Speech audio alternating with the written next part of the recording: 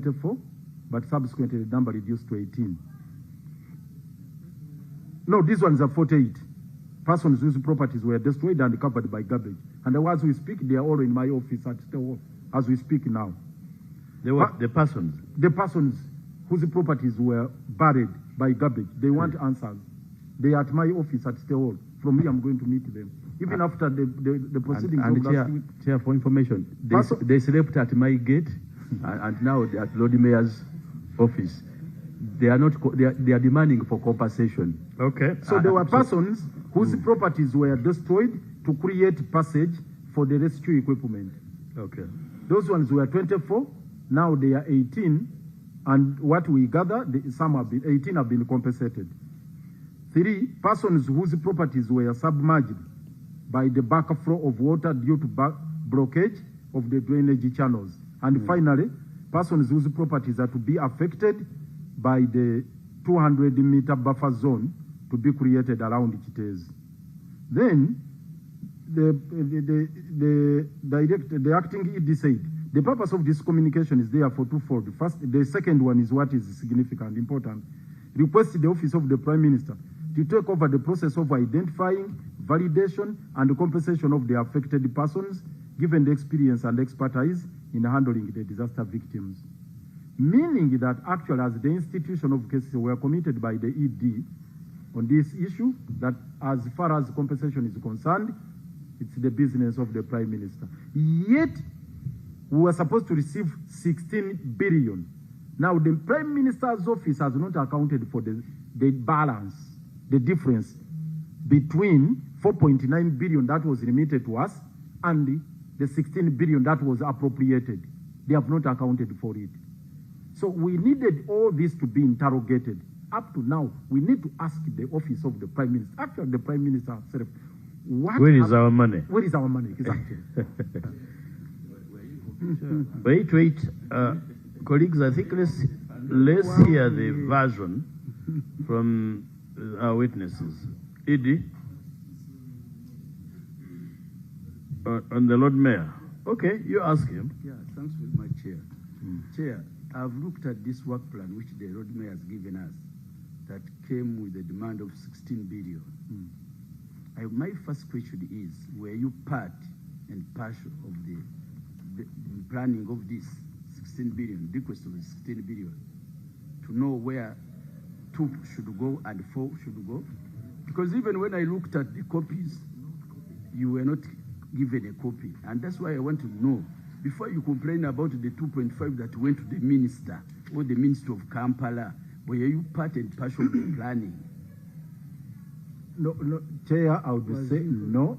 Myself and the entire political leadership were not part of it, and I generated the communication to the office of the Prime Minister. I wrote to the Prime Minister complaining about the breakdown, even the 2 votes. I insisted that it should be 1 vote with 1 accounting officer, vote 122, that the money should go to Kcca, not to the Ministry of Kampala. I protested against this. Chair, the reason why I'm insisting on that question, maybe during the planning that you do not attain, the 2.5 was agreed by those who participated to go to the ministry. Or to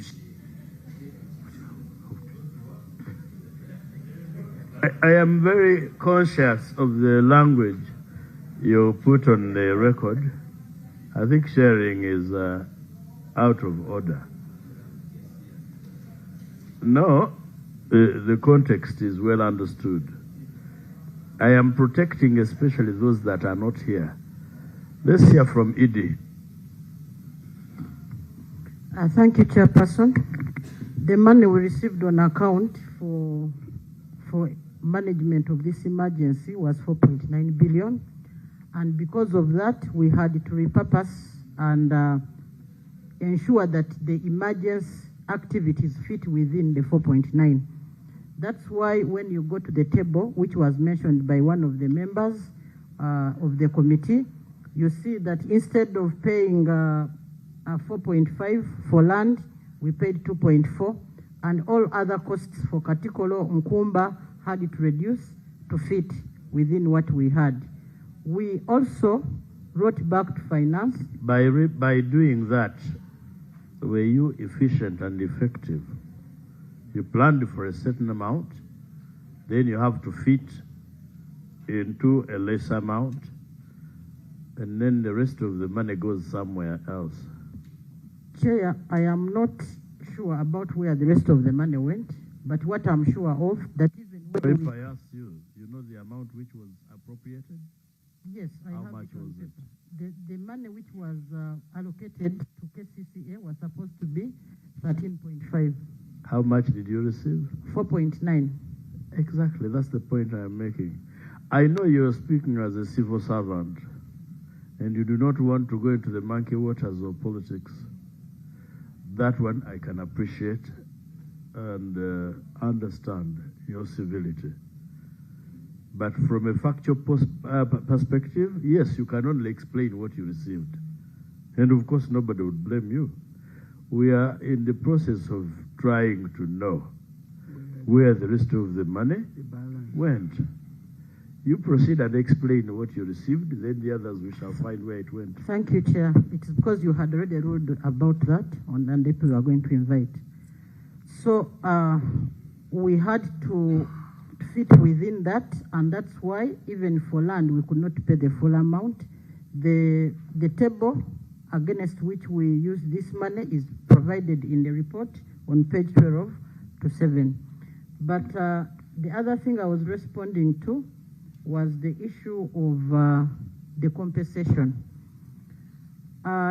Chair, picking from where the Lord Mayor stopped, that letter went to the Prime Minister. In one of the meetings we had, we were informed that the Prime Minister's office was going only to handle the 24 whose houses were destroyed when they were trying to create an access to rescue people, and the other categories were not within their budget. And as a result, Within their budget of the difference between 13 and 4.9, or their ordinary budget? the information we got is that for them, they are only concerned with those houses which they Did you have a response to this letter of Frank Rusa? I do not have a response. It was in a meeting which we held. Frank, was this letter responded to? Honorable Chairman, it was not responded to. Was there any follow-up thereafter? I think if you could if I could be reminded about the date. The date of your letter is 22nd October 24. Mr. Chairman, I that issue with the Prime Minister. Yeah, but surely you were the one who wrote to the Right Honorable Prime Minister. Did you involve your ministers? Yes, I can see. Yes. I can see you copied in the minister. And now listen, Frank Rusa. You copied the Minister of State for Kampala. Where is the Minister for Kampala here? Why did you copy the Minister of State and not the Minister?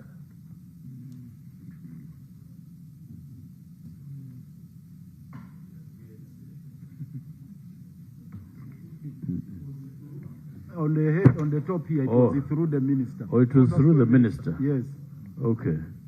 Did you discuss this as an authority? Because these are policy issues.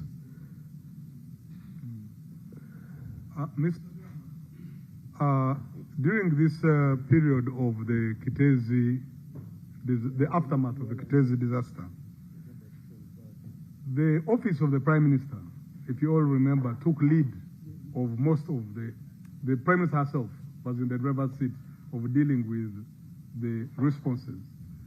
As Kcca, we had a number of meetings that we attended, and we could see that's the reason why what we did is to explain from what we saw who are the categories of affected and try to put it. Then who took the decision that we should transfer responsibility? Because that's really not a technical issue. No, we discussed it in our SMT senior management team, but we did not have conversation. We didn't have a number. We didn't agree upon it with SEC at that time. Why? It is their function. It's not yours. Then what drives you to take a policy decision? And I think this is what we've been advising you before. The reason now you're answering a hard question is because of the option you took. You took over an executive function. It's a policy issue. Anyway, you have understood what I mean. Okay, I think, colleagues, to resolve this, we shall have an invitation. We shall have a discussion, a conversation with the Prime Minister. We shall also have a conversation with the ministers, particularly the minister. When I invite the minister, I don't need to invite the Minister of State. On the issues raised by the Honorable Mwada with respect to the words that have been allegedly spoken by the Minister of State, really, we are not going to be guided by extraneous matters. We shall invite the minister and ask her to clarify on these matters, together with the person who is supposed to account. Him, not her. No, the Minister for Kampala is the Honorable Minsa Kabanda. All right?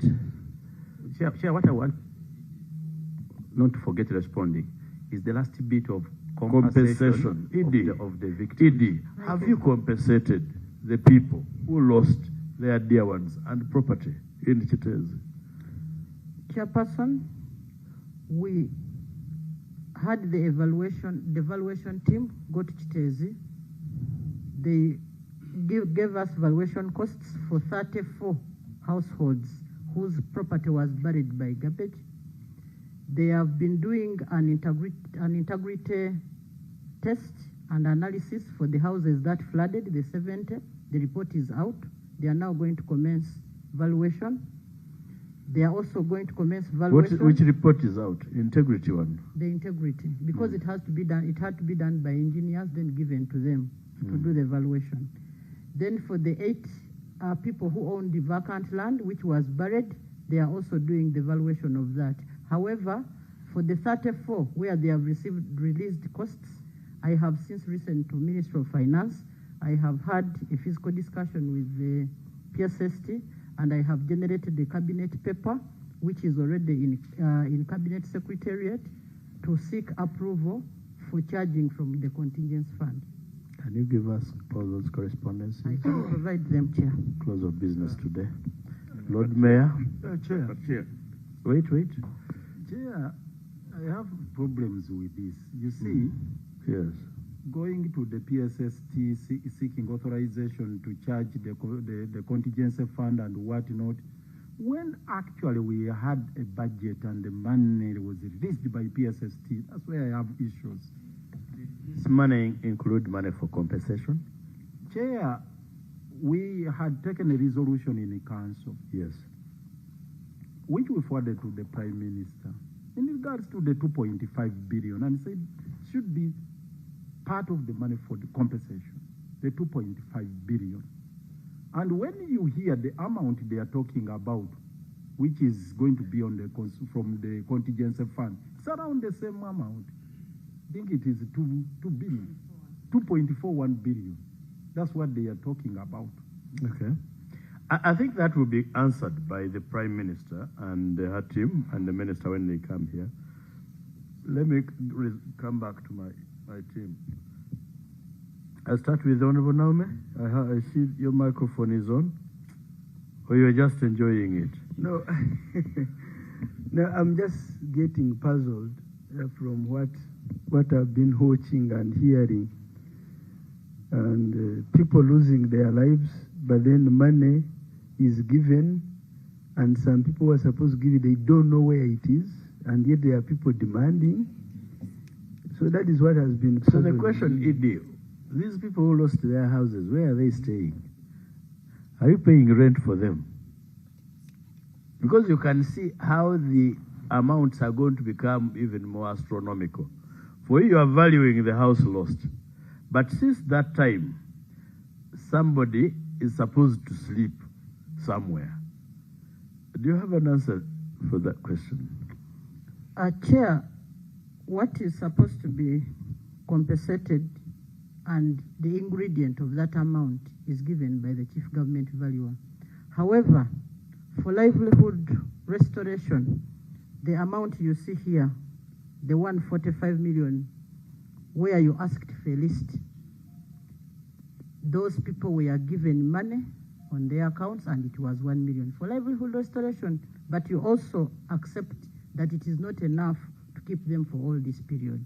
So that was just an interim measure to help them have the Who decided the 1 million for livelihood restoration? And what are the components of restoration? What do you restore? Go and buy a basin, go and buy a jerrycan, go and buy this and that. The beneficiaries had discretion to use that money for what they needed at that time, but we agreed on that decision in SEC and management. In SEC? Yes. Chair. Lord Mayor, what informed your decision of 1 million in SEC for livelihood restoration? Chair, it is the breakdown of the 4.9 billion after realizing that actually the entire amount had not been brought to us.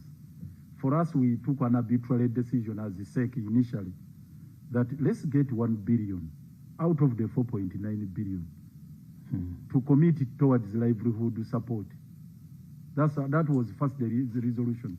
Then management came up with another proposal of 608 million. Subsequently, I think they found it difficult to implement that because it was around 600 million. Now, what we got finally is this 135. So in principle, we agreed on the livelihood support. Yeah, I think the word support is more appropriate. Yeah, it was just support because we realized that these people had been rendered to a life of destitutes. They would come around, they are hanging around there. Okay. They were desperate, but it was not specifically 1 million, but that's what management could afford, I think. Yeah. That's what was available. But for us, we wanted even a higher. Honorable Nsibambi. Much for the opportunity. When you hear what is going on and the responses of the ED and what happened in Kcca, here we have a very big problem in this country. First of all the interactions the ED is talking about is talking with government bureaucrats, and she's also talking from a perspective as if you own these people's land and livelihood. If you have admitted and it's clear that there was negligence and there was a disaster, appropriately you should be now looking at proposals and requests for amounts that will definitely fit the circumstances. You cannot tell me you're giving me 1 million as livelihood. Maybe Mabugo, which has no real. Mabugo has no statutory provision. Yeah, but you are subjecting paid Mabugo you are 5 subjecting million. victims to a system which is really not moving. Chief Government Valuer, you come and value my land when I have nowhere to stay. So, Chair, I think maybe it will come out in our report. Government is really arbitrary. We're also looking at these vulnerable who have no access to lawyers, like Abdallah here, because they have no money, and the ED is putting up posters to welcome an individual at abdominal. So I think here we're also massaging Kcca too much. Okay. This is not your land. Thank you. You brought a monster. For us in law, we call it residence and fracture. Thank you. No, don't stop me, Chair. I'm an old man. Don't. Yes, let me talk. If not, Please. I can leave. Please try to finish. There's what we call residence and fracture. Whoever brings a dangerous animal, you bring it at your own peril. So you cannot just say, we talk to PSST, we talk to who? When our people are suffering because they are poor, they cannot talk. We are human rights lawyers. This thing of Kcca is not in your hands as individuals. No, you must explain why are you not giving adequate compensation for a wrong that you brought in the Middle East. Sorry, Chair, but this is Our people are suffering. Everyone is suffering. And we look on and say, PSST is not the mother of this country. Okay, thank you. Chair, slightly close to that, we are aware about, according to the Auditor General's report, Kcca is equally grappling with the rising costs as far as legal issues are concerned. I want to know from the Director Legal whether these people, because it is clear these people must be compensated and appropriately, and they are supposed to be compensated more than yesterday. Have they filed any case against Kcca? No, we need to know whether they have filed any case against Kcca in respect of this issue, because it is another issue where we are seeing costs are going to keep on rising on a very clear issue like this, and who is going to be responsible? Thank you. Rosa, can you answer that? So up to now, there has been processes going on or talking about. I appreciate the urgency and the gravity of this issue. There have been engagements with the people of Cosase ever since this happened up to today. And in these engagements, there has been a commitment or some movement made towards compensation or discussions around compensation, whether we're talking about government value or PSS, all these conversations, which have kept some hope in the people. They have been very patient. Of course, we can see that their patience has been stretched, but they have not yet been moved to reach a point of suing, because they still have hope that there will be some results from this process. Okay, this Baka. No cases. Baka. Thanks very much, Chair. Chair, me, I'm not blaming cases, but I want to give you a word of advice. Ever since this incident of Ccca, the way monies have been requested is under emergency. For Dundu, for Boyala, for wherever. But when it comes to compensation of the victims, the word emergency ceases to be. It's more than a year now. And I think you need to quicken that process. And I was a member here who raised the issue. Dumping sites or landfills. That's all.